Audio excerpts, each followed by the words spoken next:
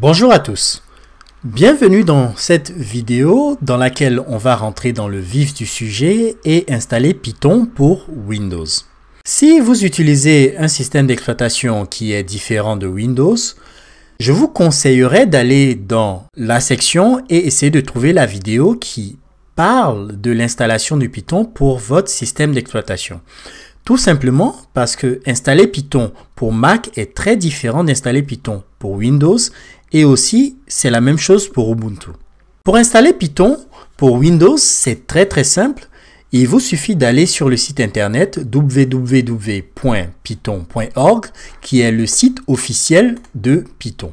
Donc si je clique sur ce lien, je vais tomber sur une page internet qui est le site officiel de Python.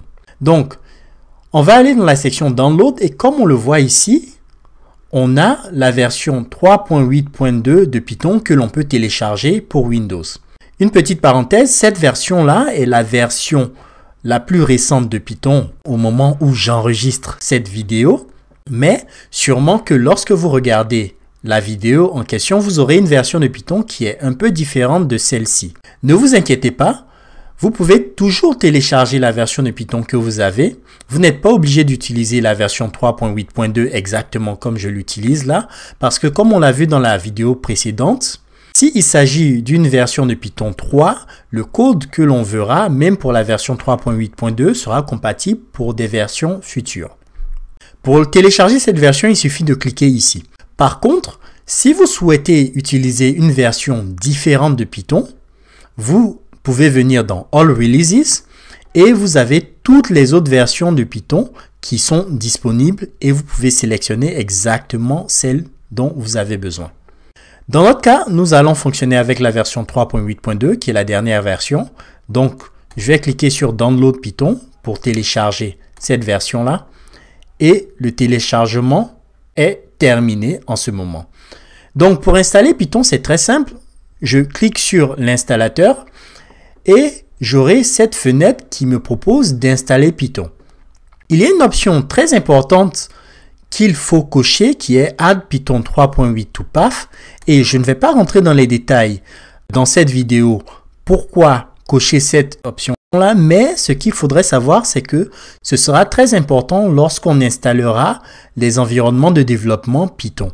Cela veut tout simplement dire que si pour ceux qui sont familiers avec l'invité de commande Windows, si vous ouvrez votre invité de commande Windows, vous aurez accès aux commandes Python et vous pouvez utiliser le code Python directement dans l'invité de commande Windows.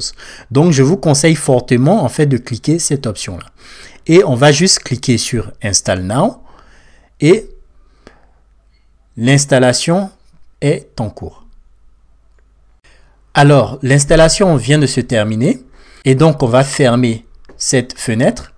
Et il faudrait qu'on teste pour voir si l'installation a été un succès. Donc pour cela, on va juste aller en fait dans l'onglet Start et essayer de trouver un dossier qui s'appelle Python.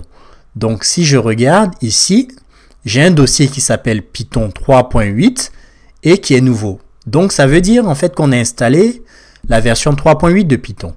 Vous pouvez aussi remarquer que sur mon ordinateur, j'ai la version 3.6 de Python, qui est une version que j'avais installée au préalable. Mais la version la plus importante pour l'instant est la version 3.8 de Python. Donc, ce qu'on va faire, c'est que quand on ouvre ce dossier, on a 4 fichiers qui sont disponibles. On va tout simplement essayer d'ouvrir le premier fichier qui s'appelle IDLE Python 3.8 32 bits. On va juste cliquer sur ce fichier-là et voir ce qui se passe. Et comme on peut le voir ici, on a une interface qui s'affiche avec en titre Python 3.8.2 Shell. Ce qui est pas mal, ce qui veut dire qu'on a Python installé sur notre système. Voilà, si vous avez cette fenêtre qui apparaît, ça veut dire que Python est correctement installé sur votre ordinateur. Et ceci conclut cette vidéo. Vous pouvez donc directement aller dans la section suivante et on va commencer à utiliser l'interpréteur Python comme il se doit.